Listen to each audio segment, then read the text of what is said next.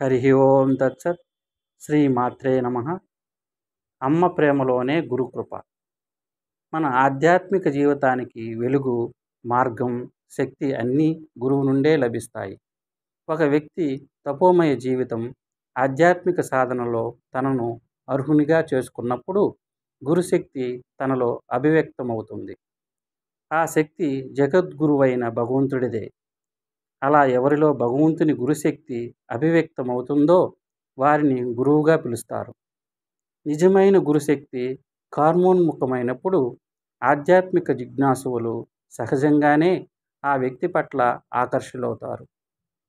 భగవంతుని అలాంటి గురుశక్తి మాతృమూర్తి శ్రీ శారదాదేవి ద్వారా అభివ్యక్తమవుతుంది. ఆమెలో గురుశక్తికి ఆలంబనంగా నిలిచింది మరేమిటో కాదు, అర్హతలు ఎంచక సమస్త మాళవాళిని ప్రేమించి హక్కును చేర్చుకునే ఆమె పవిత్ర మాతృమూర్తిత్వమే. అపార కరుణతో పరిపూర్ణుడైన వ్యక్తి మాత్రమే యథార్థమైన గురువు కాగలడు.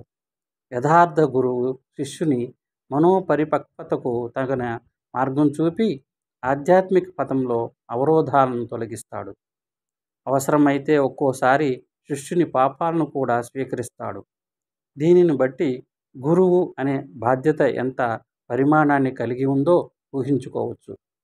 శ్రీ శారదామాత 100% అలాంటి గురుస్థానాన్ని వహించి గురుదేవిగా విరజిల్లారు. ఆమె చూపిన మాతృప్రేమకు ఆకర్షితులై ఆశ్రయించిన వారికి గురువుగా వ్యవహరించారు. ఆ శిష్యుల పూర్తి బాధ్యతను వహించారు. ఇదంతా ఆమె నేను గురువును అనే భావనతో చేయలేదు. శ్రీరామకృష్ణుల అవతార కార్యంలో తమ పాత్ర పోషిస్తున్నట్లుగానే భావించుకుని చేశారు. అలా అహంకారరహితులైనందునే ఆమె భగవంతుని గురుశక్తి అభివ్యక్తీకరణకు ఒక పరిపూర్ణ సాధనంగా వెలుగొందారు. ప్రేమ, అభయం అనే 2 విషయాలలో శ్రీ శారదామాత సాధారణ గురువుల కంటే భిన్నంగా కనబడతారు. మామూలు గురువులు తాము అనుసరించిన మార్గాన్నే శిష్యులకు ఉపదేశించగలరు. వారు తమ పవిత్ర జీవితం ద్వారా ఏ కొద్ది మందినో సన్మార్గం వైపు పయనింపజేస్తారు. కానీ అపార ప్రేమ సాగరము, ఆధ్యాత్మిక శక్తి ఘని అయిన శ్రీ శారదామాత అసంఖ్యాక శిష్యులకు వారికి తగిన దారి చూపగలిగారు. తమను ఆశ్రయించిన వారందరికీ ఆమె ప్రేమ వెల్లువతో నిష్పక్షపాతంగా మంత్రదీక్ష ప్రసాదించారు. శిష్యుల ఆధ్యాత్మిక ఉన్నతి కోసం సాధనలు అనుష్ఠించిన ప్రేమస్వరూపిణి అయిన గురువు శారదాంబ. కష్టాల్లో ఉన్న శిష్యునికి భారమంతా నా మీద వేసి నువ్వు ప్రశాంతంగా ఉండు, సరైన సమయంలో మిమ్మల్ని అందరినీ ముక్తిధామానికి తీసుకువెళ్ళగల ఒక వ్యక్తి మీతో సదా ఉన్నారని జ్ఞాపకం ఉంచుకో అని అభయమిచ్చారు. సామాన్య గురువులు ఇలాంటి అభయప్రదానం చేయలేరు. శారదామాతకు బెంగాలీ మాత్రమే తెలుసు.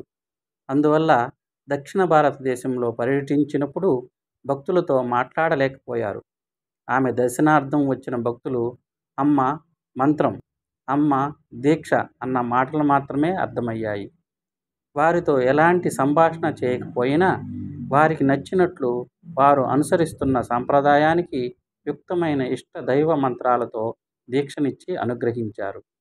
ఒకరోజు బెంగుళూరులోని భక్తులు శారదామాత సాన్నిధ్యంలో ప్రశాంతంగానూ ఆనందంగానూ కూర్చున్నారు. ఆ దృశ్యం దక్షిణామూర్తి స్తోత్రంలోని గురోస్తు మౌనం వ్యాఖ్యానం శిష్యాస్తు చిన్న సంశయాః.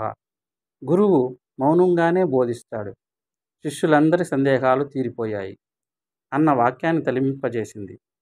భాష తెలియని కారణంగా వారిని అనునయించడానికి కొన్ని మాటలు కూడా మాట్లాడలేనందుకు శారదామాత ఎంతో బాధపడ్డారు. ఇది తెలుసుకున్న భక్తులు అమ్మ మాటలెందుకు, మమ్మల్ని చూస్తుండటంతోనే మా హృదయాలు ఆనందంతో ఉప్పొంగిపోతున్నాయి అన్నారు. ఇదే కదా ఆత్మప్రేమ, అమ్మ ప్రేమ, గురు ప్రేమ. హరి ఓం.